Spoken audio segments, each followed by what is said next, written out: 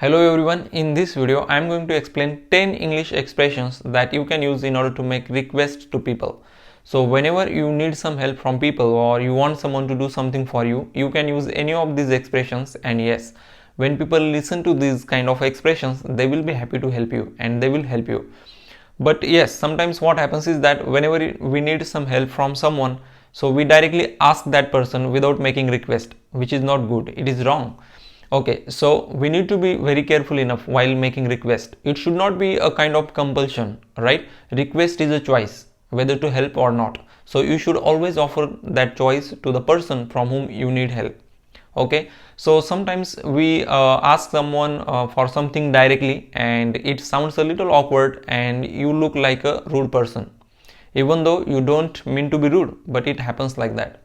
So just to avoid such kind of things, you can use these kind of expressions and make requests, so it will be easier for that person to help you. So let's begin. The very first one I have for you is, I wonder if you could. Okay, I wonder if you could. This is a very polite way to ask someone for request. I'm sorry, to ask someone for help. So I wonder if you could.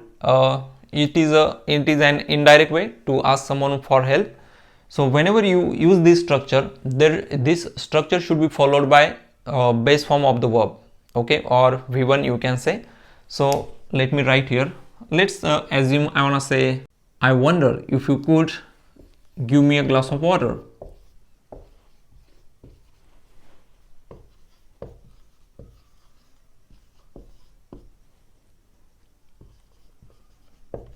And don't forget to put question mark after the sentence once you complete the sentence. Okay, so now just have a look at the sentence. I wonder if you could give me a glass of water. So if you look at this verb, so this is the base form, or you can say V1. Okay, so after this structure there should be V1 or base form. This structure should needs to be followed by verb form, the first form of the verb. So this is how you can request someone, and yes, when someone listens to this kind of request, that person will be happy to help you. Okay, the next one we have is could you. Okay, so could you is a way to make a request to someone. Okay, so you can say, could you lend me some money?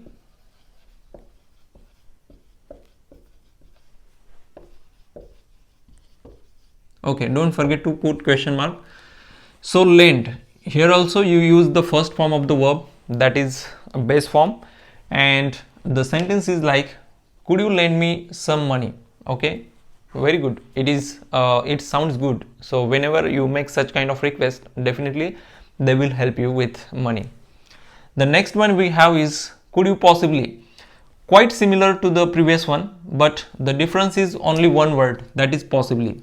We have added this word which makes the same statement more polite, okay, than the previous one. So if you read this, could you possibly, and then you can put rest of the part of the sentence like, could you possibly help me on the project. You might be working in a company and you need help on your project, so you can request someone like this, could you possibly help me on the project, and question mark. Okay, it is always followed by question mark. Again, if you notice here, there is base form of the verb, so don't put ing form, that would be an error. So always ensure that you put the first form of the verb, which is base form. So the sentence sounds better, right? Why? Because you are using the word possibly. By adding this word, you are making it more polite than the previous one. Could you lend me some money? And here you can say, could you possibly help me on the project? So this word possibly makes it more polite than the previous one.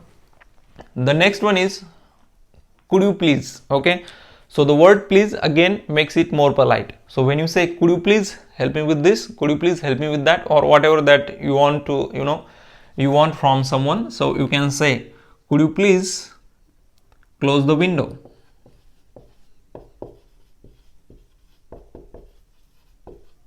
And again question mark. Okay, so could you please close the window? Here you can see first form of the verb, or you can say base form of the verb. So could you please, this word please, it makes it more polite. Okay, so whenever you want to make a humble request or a polite request, you can say could you please. And if you say could you, it is also a kind of request, but this word makes it more polite. The next one we have is would you. It is a way to make a request to someone. So how you use it? So when you say would you, it is followed by first form of the verb, which is base form. So you can say would you, let's assume I want to open the window, so would you open the window?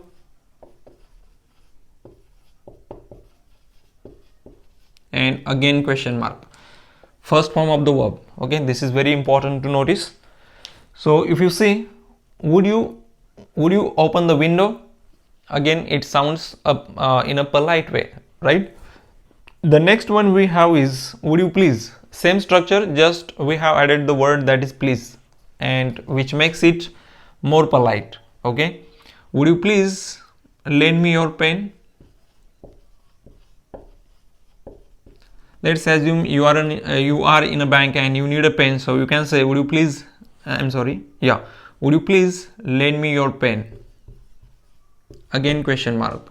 Okay, so this is the base form. This is how you can use would you please. The next one we have is would you mind. So after this structure there should be ing form. So just let me write and then I will explain. Would you mind?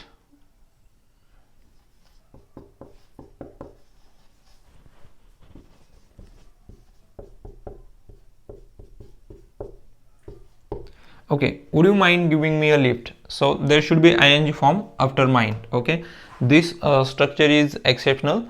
So whenever you use the word mind, there should be ing form in this kind of structure. So this is usually we call it gerund form.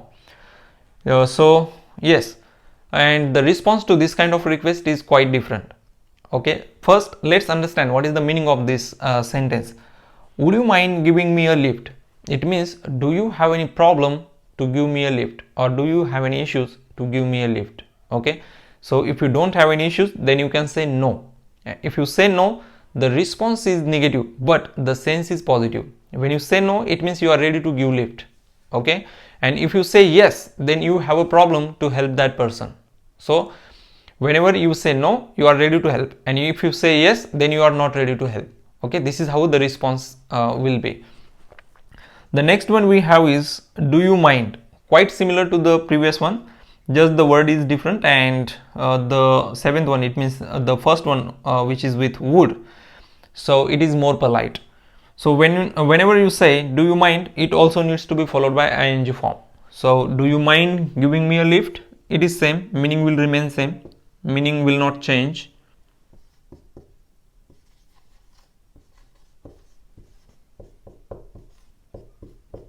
Again question mark. Okay, ing form, don't forget to use ing form after mind in these kind of structures. The next one we have is can you, which is quite common. All right, everyone uses this can you, very common way to make a request to someone. So can you help me to solve this issue?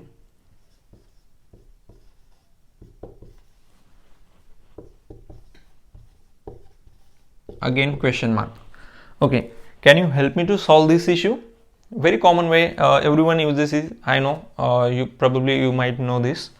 And the last one we have is can you please. We just added the word that is please, which makes more polite.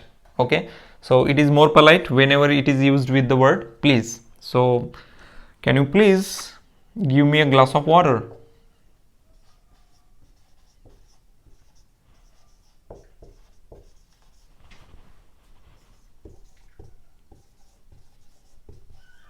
Again question mark. Okay, so these were some ways, 10 ways that you can use in order to make a request to someone. Very easy. All you need to do is practice these expressions. These are very important expressions.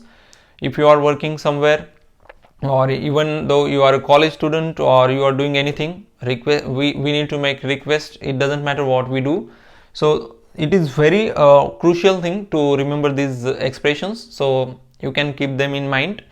Please prepare them, practice them, and use them in your everyday English conversations. There is no such a rule where a specific structure should be followed with followed by a specific request. So there is no such a rule. So you can use as per your convenience. So let's assume, I wonder if you could give me a glass of water. So I can replace this part of the sentence with anything, like lend me some money. Okay, I wonder if you could lend me some money. So that is possible. There is no specific structure that needs to be followed. All you need to do is just keep these structures in mind, and you can replace those sentences with anything that you want. So that's all in today's video, and I will see you in my next video. Till then, you take care.